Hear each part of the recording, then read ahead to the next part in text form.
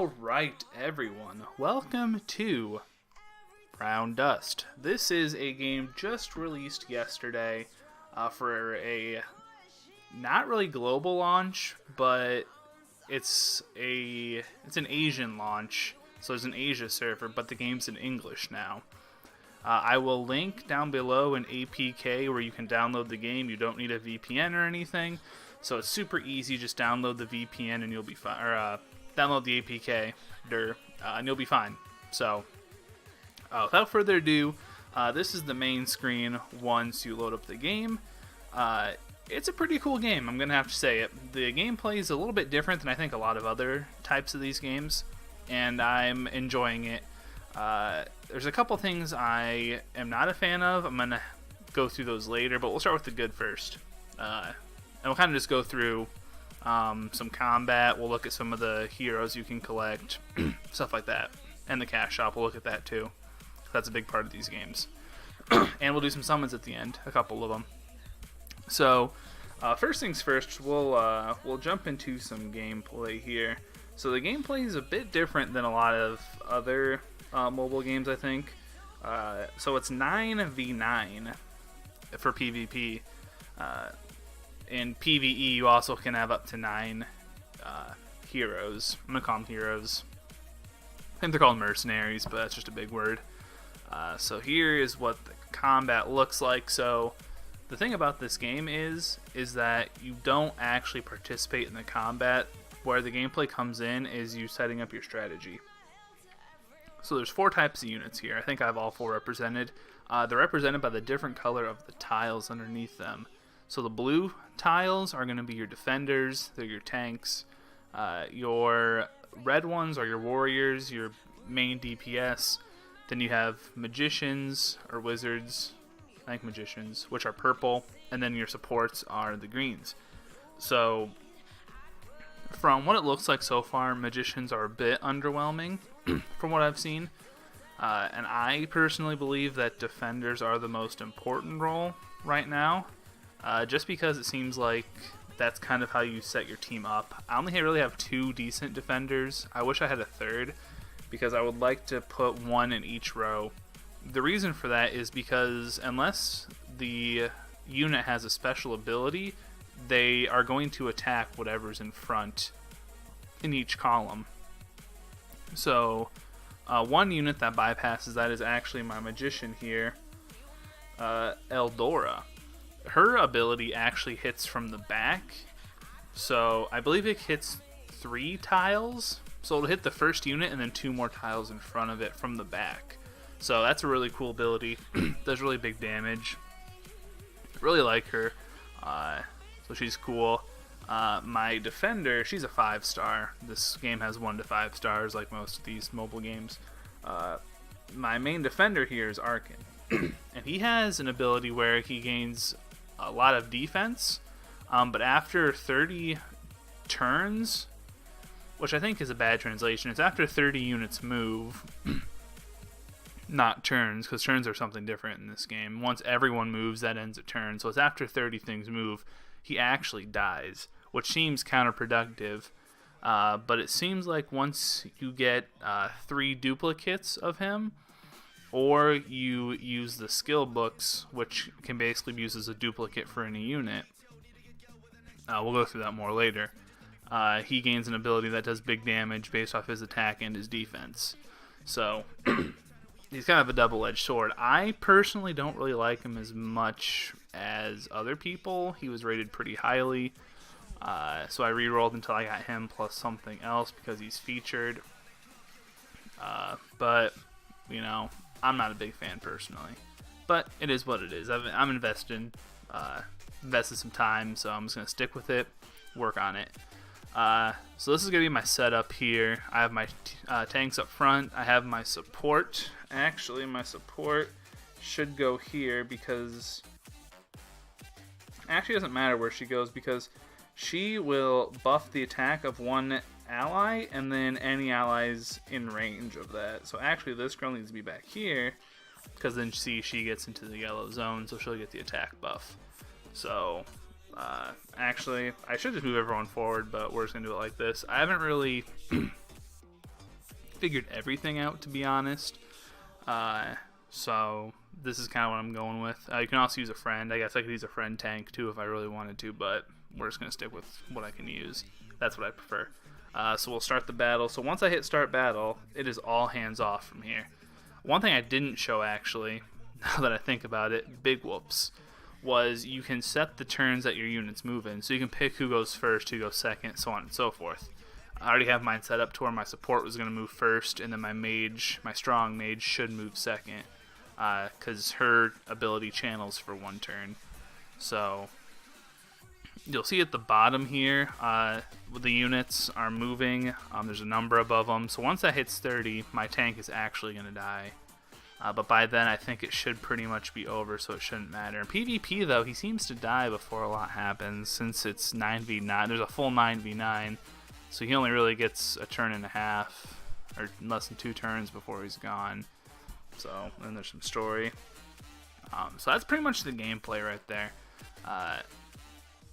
Not a lot to it other than you just have to really strategize before you enter the battle.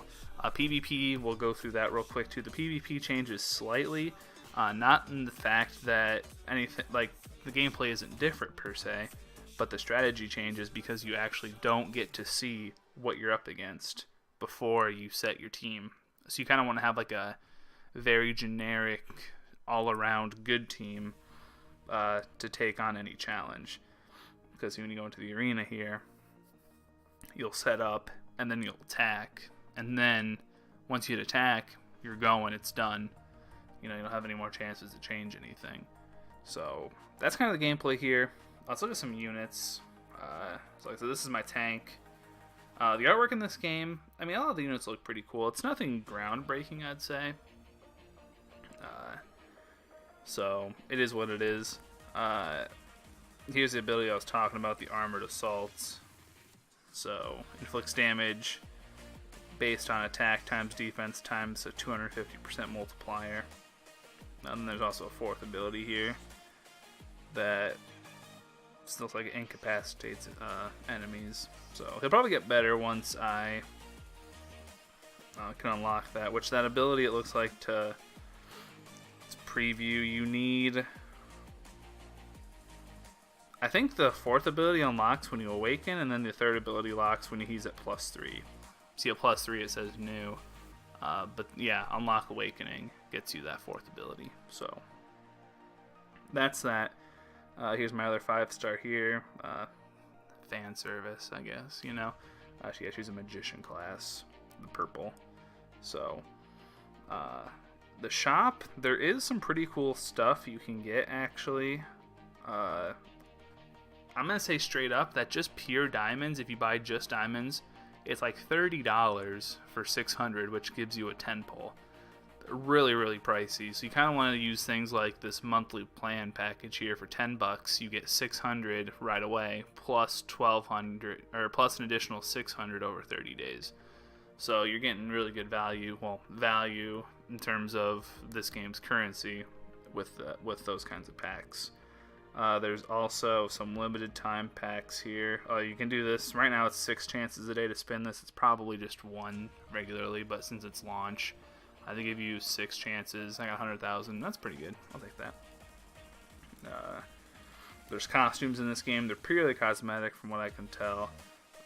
Got this $549 package that gives you basically a 10 pull plus some gold. So there is some good value while this game is new. Just some stuff you can buy. The red slime, or the slime queens, I guess, are basically, they just boost your levels. They give you a lot of experience, basically, is what that does. One cool thing they actually do is the skill books. I was going to come back to this. So the skill books, there's a 3-star skill book, a 4-star, and a 5-star. So the 5 stars are going to be really rare. But in most of these games anyway, because in most games, the skill books are the equivalent, works on any unit. But in this game, since they're spread out between 3, 4, and 5-star, the 3 and the 4-star skill books should drop more frequently, or there's going to be more events and more ways to obtain them easier. Whereas the 5-star is still going to be hard to get, but at least your 3 and 4-star units you can really enhance their skills, and it's going to give you some good value, which really raises the effectiveness of the lower tier units. So I actually like that too. Newbie package, you can buy this when you beat 610. I don't know how much it is, it doesn't say. It was like $5, it's a good deal. If it's $10, meh, you're kind of pushing it, honestly. Level up package, this is a really solid deal. Yeah, you get a lot of stuff. We're talking a couple thousand, like 4,300 diamonds, plus a bunch of scrolls and some skill books. This seems really pricey, $100. I don't know about that one, to be honest. This is an event going on.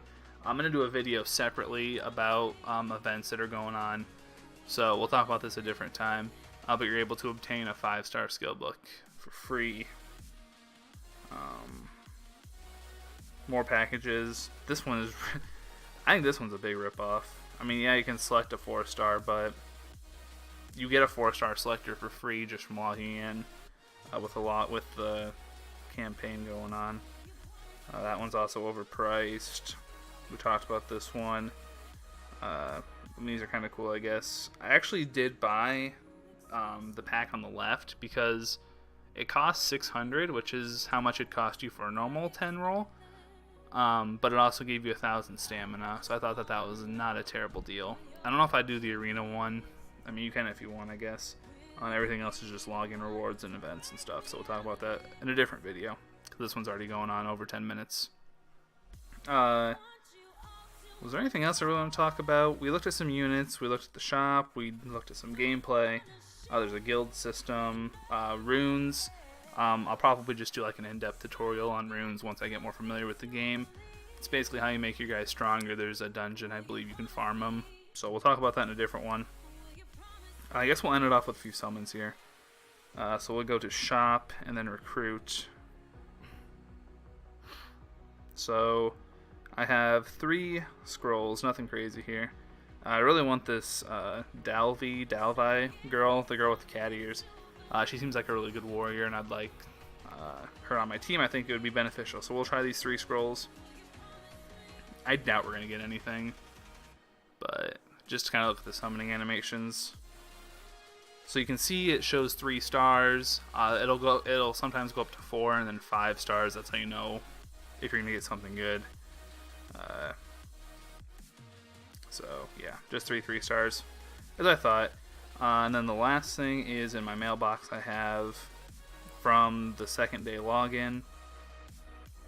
Once it loads, I have a 4-star Octavia. I already have one of her, so she'll go as a skill up.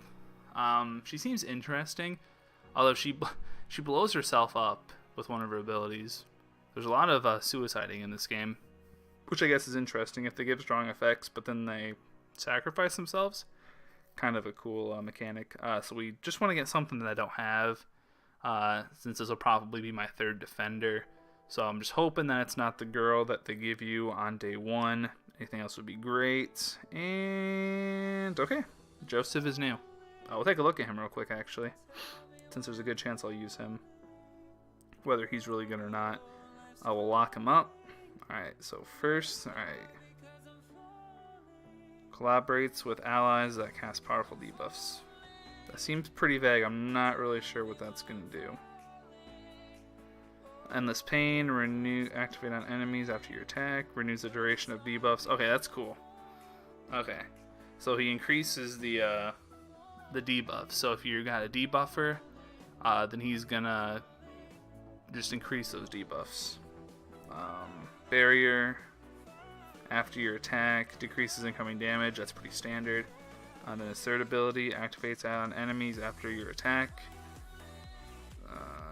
Stigmatize enemies, restore my HP upon... Oh, okay. So when you attack someone and they die, then he's going to heal himself up. So that's how he's going to stay alive a bit longer.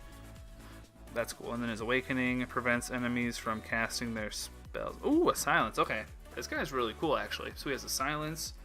He's got self-heal built in. He has a damage reduction, as well as increasing debuffs. So this guy actually seems really good. There are some tier lists floating around. I'm not sure where he stands on that, but I'm just gonna say personally that I like him, and he's definitely gonna be used. He's gonna be my third tank for now. I'm happy. I'm happy with him. So that's gonna be it for this one, guys. I'm gonna make another video here that's gonna go up after this or tomorrow. We're gonna show off how to reroll effectively, because I see there's a Discord. I'll link the Discord too down below. I've seen people talking about, hey, how do you reroll? I'm deleting this and that, and it's not working. There's an in-game reroll built in. Basically, it's not called that, but it's essentially a reroll built in game. So we're gonna go through that, and then we're gonna go for some units that you might want to reroll for. So we'll talk about that in the next one, guys. Anyway, this is 16 minutes. It's been too long. I'm liking this game. I'm gonna make some quality content for it. So hope you guys stick around, like, comment, subscribe, yada yada yada. See you in the next one. Peace out.